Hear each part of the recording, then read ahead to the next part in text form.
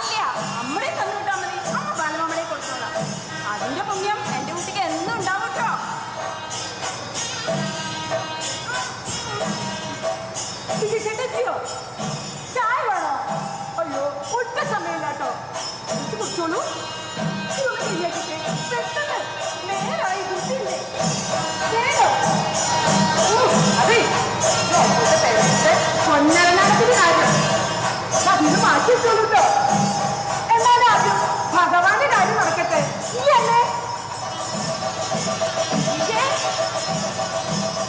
കണ്ണമ്മയുടെ രേവതി കൊണ്ട് കല്യാണം ചെയ്യാൻ ചെക്കൻ കാനഡയിലെ എഞ്ചിനീയറാ.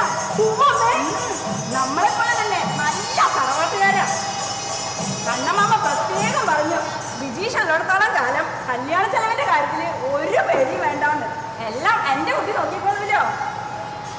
അതെ, നമ്മുടെ ബാബുട്ട് വിളിച്ചിരുന്നു. അവനൊരു കട കണ്ടുവച്ചിട്ടുണ്ട് അത്ര ഒറ്റപ്പാലത്ത്. ഒറ്റപ്പാലത്തിന്റെ അറ്റത്തൊരു സൂപ്പർ മാർക്കറ്റ്. എന്താ ഐശ്വര്യം. അതെ, പെട്ടെന്ന് അഡ്വാൻസ് കൊടുത്തില്ല ചാ, കട കയ്യിന്ന് പോവത്രേ. ബാബുട്ടൻ ബിജീഷേട്ടൻ വിളിച്ചിട്ടുണ്ട്. കാശായിട്ടൊന്നും വേണ്ടാന്ന്, ഒരു സാലറി സർട്ടിഫിക്കറ്റ് അത് മാത്രം മതിയെന്ന്. വണ്ടി കാണാനില്ലല്ലോ, ആ സുരേഷിനെ വിളിച്ച് ഏർപ്പാട് ചെയ്തില്ലിരിക്കോ. അതിനൊക്കെ എവിടെ ബിജീഷേട്ടക്ക് നേരം. ഇതൊക്കെ ഞാൻ പറഞ്ഞിട്ടുണ്ട് സുരേഷിനെ വിളിച്ചിട്ട്. ഒരു നല്ല കാറ് കിട്ടി. ഇന്നോവ ക്രിസ്റ്റ ബ്ലാക്ക്, പുതിയ വണ്ടി. പഴയ പോലെ ടാക്സി രജിസ്ട്രേഷൻ അല്ല, പ്രൈവറ്റ് രജിസ്ട്രേഷൻ. ബിജീഷ് ചേട്ടന്റെ നിലയ്ക്കും പറ്റിയ വണ്ടി. സ്വന്തം വണ്ടിയാണെന്ന് വിചാരിക്കുള്ളൂ. രംഗത്തിൽ കൂടിയാൽ എന്താ അന്തസ്, ആത്മാഭിമാനം, സുരക്ഷിതത്വം. ഇതൊക്കെ വിട്ട് കളിക്കോ ഈ ചരക്കൽ സ്വീകരി. നമ്മുടെ തറവാട്ടിൽ പിറന്ന ബിജീഷ് ചേട്ടൻ.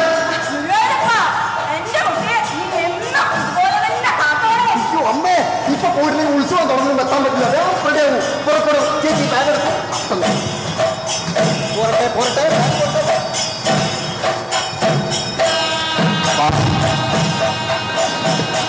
അതെ, കറണ്ട് ബില്ല് അടിക്കാൻ നോക്കിയിരുന്നു.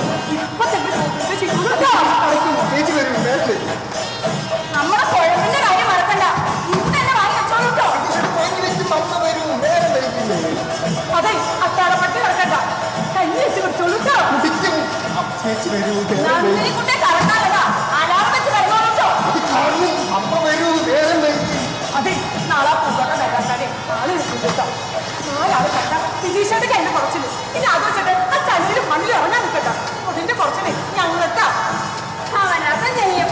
ഈശ്വര, ഇങ്ങനെ ഇഷ്ടനാണല്ലോ എന്റെ വയറ്റിലുണ്ടായേ. ഷോ അമ്മേ, അത് പിശുക്കല്ല, കരുതിക്കോട്ടെ. ചേച്ചി വരൂ, നേരം പോയി. ഇനി യാത്രയില്ല. ശരി, ഇവിടെ വട്ടാൻ നിൽക്കണോ? നടക്കുക. പോയില്ല.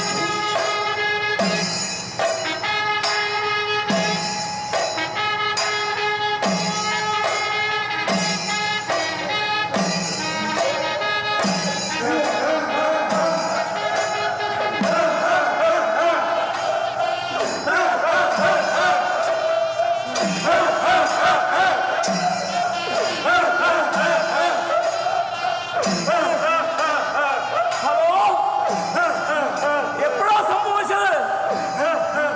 എന്താ പറ്റി? വിധി അത് തന്നെ കരുതി സമാധാനിക്കാം. ഞാൻ ഉടനെ എത്താം.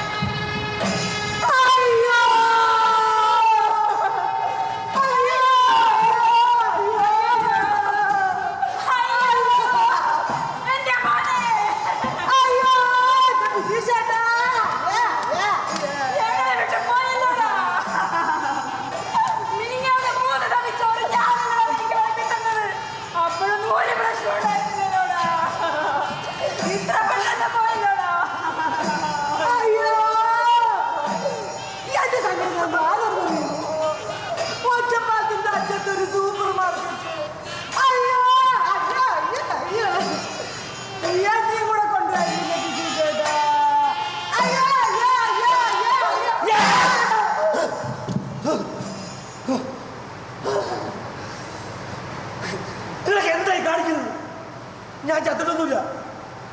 ചൂട് കൂടിയപ്പോ ഒന്ന് കിടന്നത് അപ്പോഴേക്കും നീ ഞങ്ങളെ ആശ്വസിപ്പിക്കാൻ വേണ്ടി കള്ള പറയൊന്നും വേണ്ട. സഹിക്കല്ലാണ്ട് വേറെ നിവൃത്തിയില്ലല്ലോ ഞങ്ങൾ. അങ്ങനെ തള്ള ഈ പറയുന്നത് ഞാൻ മിണ്ടുന്നത് കേൾക്കില്ലേ? ഞാൻ നിൽക്കുന്നത് കാണുന്നില്ലേ? ഞാൻ എക്സസൈസ് ചെയ്ത് കാണില്ലേ?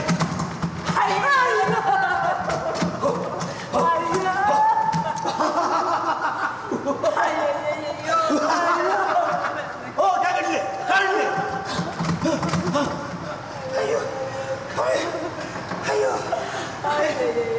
ഞാൻ എക്സസൈസ് ചെയ്ത് കാണുന്നില്ല. ഇങ്ങനെ പച്ചയ്ക്ക് നിൽക്കണമെന്ന് മനുഷ്യനെ എങ്ങനെ എന്തടിസ്ഥാനത്തിലാണ് ചത്തോ നിങ്ങൾ പറയണത്? ശരി, വിഷമിക്കണ്ട. എനിക്കൊന്നുമില്ല, ഞാൻ മരിച്ചിട്ടില്ല. ഒക്കെ നിങ്ങളുടെ തോന്നലാണ്.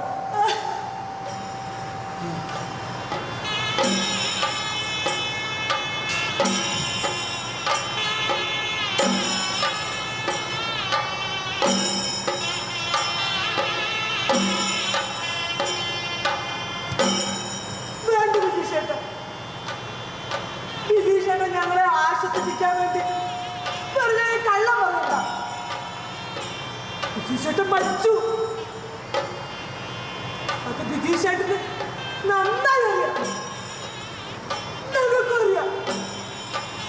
എന്നാലും ഒരു വാക്ക് പറയാതെ പോയില്ല വിജീഷേട്ടാ. ഈശ്വരാ, ദീപം ദീപം ദീപം ദീപം ദീപം. മോള് പറഞ്ഞ എന്നെ എൻ്റെ ശരി. നീ കിടക്കു വിജീഷൻ, വെറുതെ ആളുകളെ കൊണ്ട് പറയിപ്പിക്കരുത് കേട്ടോ. കിടക്ക മോനെ, ഈ നിന്റെ കാല് പിടിക്കാൻ ഞാൻ മരിച്ചവരുടെ പേര് കളിക്കാതെടാ. എന്തൊരു കഷ്ടം! ഇവരൊക്കെ എങ്ങനെ പറഞ്ഞ് വിശ്വസിപ്പിക്കാം? നിങ്ങൾക്ക് പ്രാന്താണ്. അതെ, ഞങ്ങൾക്ക് ഭ്രാന്ത് തന്നെയാണ്. ഭ്രാന്ത് തന്നെയാണ്. ഭ്രാന്തില്ലാത്തവര് ഭ്രാന്തുള്ളവർ പറയുന്നത് അനുസരിച്ചൂടെ? ഈശ്വരാ.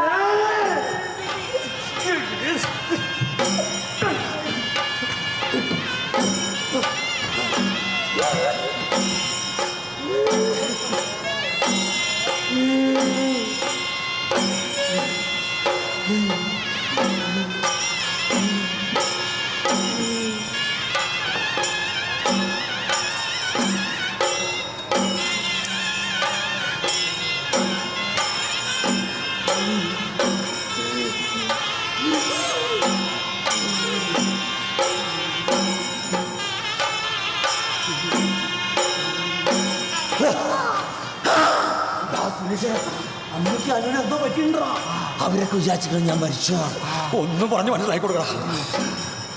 ബിജി ചേട്ടാ കിടക്ക്. അമ്മ വിളക്ക് കൊണ്ടുവച്ചത് കണ്ടില്ലേ? അതിന് ഞാൻ മരിച്ചിട്ടില്ലല്ലോ. ഇങ്ങനെ പറഞ്ഞെന്താ ചെയ്യുക? മരിച്ചാരെങ്കിലും മരിച്ചെന്ന് സ്വയം സമ്മതിക്കോ? എനിക്ക് തോന്നില്ല. ഭ്രാന്തുള്ളവരും മരിച്ചവരും ഒരുപോലെയാണ്. സ്വയം സമ്മതിച്ചില്ല.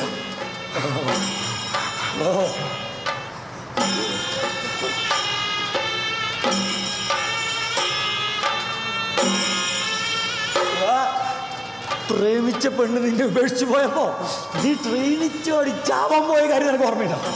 ഓർമ്മയില്ല? അന്ന് എന്റെ സത്യം കൊണ്ടൊരു പരീക്ഷ ഒഴിവാക്കി ഒരു രാത്രി മുഴുവൻ നിനക്ക് കാവലിരുന്നയാളാ ഞാൻ. ആ വിശ്വാസം ഉണ്ടെങ്കിൽ, ആ സ്നേഹം ഉണ്ടെങ്കിൽ, ഒരിട്ട് സ്നേഹം ഉണ്ടെങ്കിൽ നീ എന്നെ വിശ്വസിക്കണം. ഞാൻ മരിച്ചിട്ടില്ല.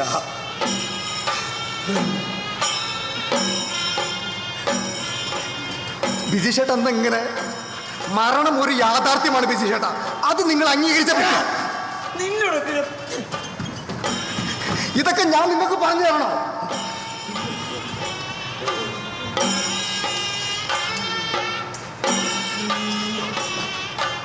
ആത്മാവ് ഒരിക്കലും ജനിക്കുകയോ മരിക്കുകയോ ഇല്ല. അത് ഉണ്ടായിട്ട് ഇല്ലാതെയാവുന്നതുമല്ല. അത് ജനിക്കാത്തതാണ് എന്നുള്ളതാണ്. ഏറ്റക്കുറച്ചിലുകളില്ലാത്തതാണ്. ശരീരം കൊല്ലപ്പെടുമ്പോൾ അത് കൊല്ലപ്പെടുന്നില്ല. ശരീരത്തിന് മുറിവേൽക്കുമ്പോൾ അതിന് മുറിവേൽക്കുന്നുമില്ല. അപ്പോൾ എന്താണ് മരണം? മരണം ഒരാൾ മുഷിഞ്ഞ വസ്ത്രം മാറുന്നത് പോലെയാണ്. എങ്ങനെയാണോ ഒരു മനുഷ്യൻ ജീർണിച്ച വസ്ത്രം ഉപേക്ഷിച്ച് പുതിയ വസ്ത്രം സ്വീകരിക്കുന്നത്, അതുപോലെ ദേഹി ജീർണിച്ച ശരീരത്തെ ഉപേക്ഷിച്ച് പുതിയ ശരീരത്തെ പ്രാപിക്കുന്നു എന്ന ഗീതയിലെ ശ്ലോകം ബിജീഷേട്ടൻ തന്നെയല്ലേ വായനശാല വെച്ച് ഞങ്ങളൊക്കെ പഠിപ്പിച്ച്. ആ ബിജീഷേട്ടനാണോ മരണത്തിന് മുമ്പിൽ ഇങ്ങനെ വെപ്രാളപ്പെടുന്നത്? കഷ്ടം. മരിച്ചിട്ടില്ലല്ലോ. ഈ പറയുന്നത് നിങ്ങളുടെ പറയിലേക്ക് കയറില്ല എന്ന് പറഞ്ഞാൽ എന്താ ചെയ്യുക? ബിജീഷേട്ടാ, നാട്ടുകാരൊക്കെ വന്നു തുടങ്ങി. നിങ്ങൾ ഇവിടെ കിടക്ക്. സുരേഷ് വാ. സതീഷ്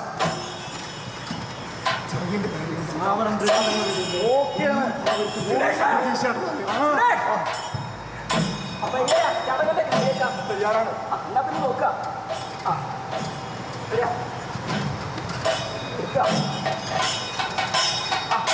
എന്തിനാ പറ? ബിജീഷേട്ടനല്ലേ ഇരിക്കട്ടെ. എന്തിനാത്തതല്ലേ? ബിജീഷേട്ടനല്ലേ നിറയട്ടെ. എന്തിനാ സ്വര? ബിജീഷേട്ടനല്ലേ പൂക്കട്ടെ.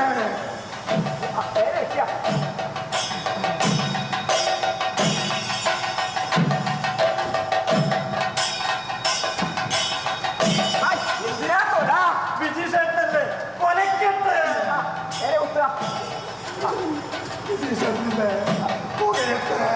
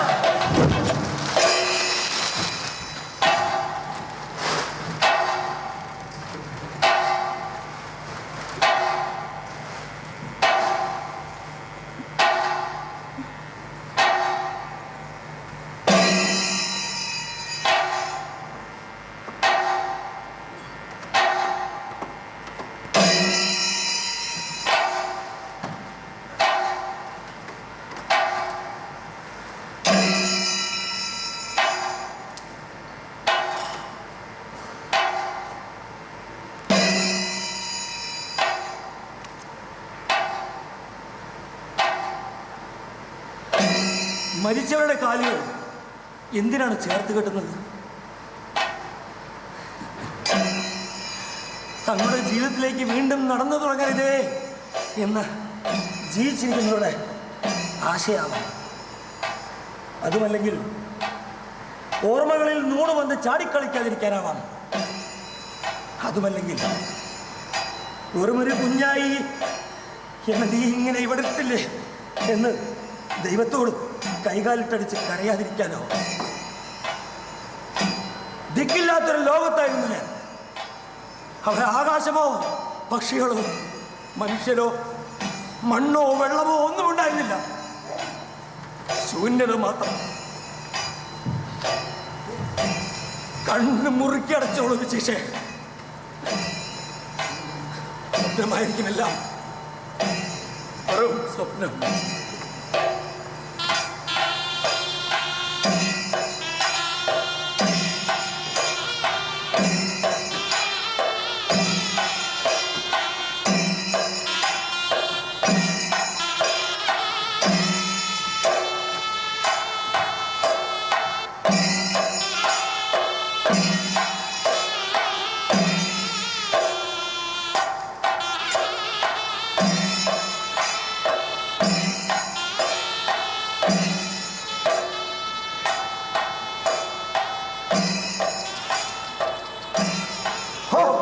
എന്ത് തന്നെ മനുഷ്യരായിരുന്നു.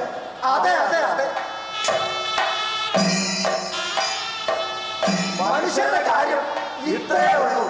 അതെ അതെ അതെ, നല്ലവരെ ദൈവം നേരത്തെ വിളിക്കും.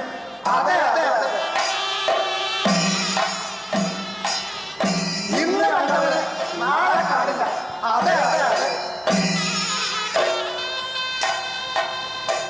ആർക്ക് പോയി പോയവന് പോയി. അതെ അതെ അതെ,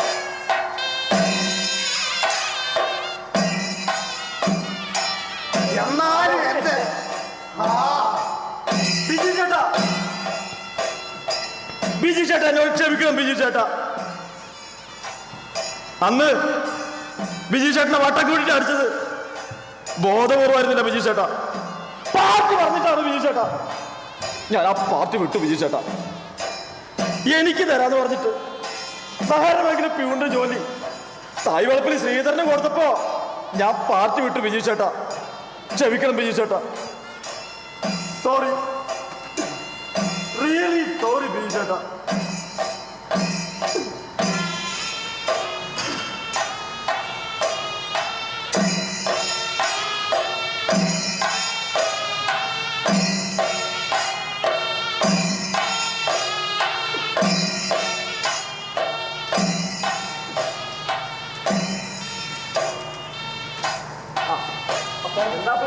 എന്നാ പിന്നെ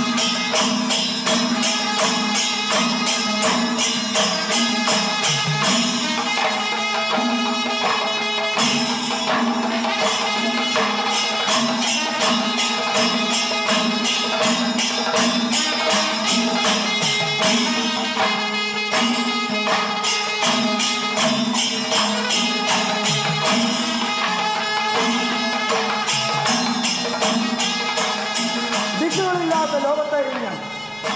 അവിടെ ആകാശമോ പക്ഷികളോ മനുഷ്യരോ മണ്ണോ വെള്ളമോ ഒന്നും ഉണ്ടായിരുന്നില്ല. ശൂന്യത മാത്രം. സ്വപ്നമായിരിക്കും ഇല്ല, വെറും സ്വപ്നം. ഞാൻ ജീവിച്ചിരിക്കുന്നു എന്ന് നിങ്ങൾ പറയുമ്പോൾ എന്നിലുള്ളതെല്ലാം മരിച്ചിരിക്കുന്നു. ഞാൻ മരിച്ചിരിക്കുന്നു എന്ന് നിങ്ങൾ പറയുമ്പോൾ അതുപോലെ തന്നെ എന്നിലുള്ളതെല്ലാം ജീവനോടെയും ഇരിക്കുന്നു.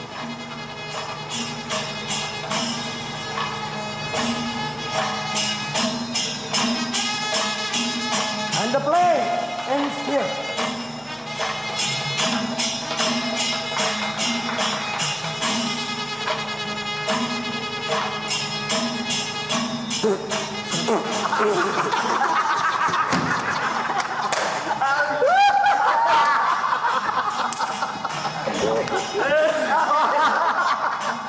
എത്ര നാളായി ഇങ്ങനെ മരണം ഉണ്ടാക്കി കളിച്ചിട്ട്. സമാധാനായി. അപ്പൊ പിന്നെ എങ്ങനെയാ? കാണേണ്ടതെല്ലാം കണ്ടു കഴിഞ്ഞല്ലോ. കണ്ടു കഴിഞ്ഞല്ലോ. എഴുതേണ്ടതെല്ലാം എഴുതിയെടുത്തല്ലോ. എഴുതിയെടുത്തല്ലോ. എന്നാ പിന്നെ എല്ലാവർക്കും ആദരാഞ്ജലികൾ.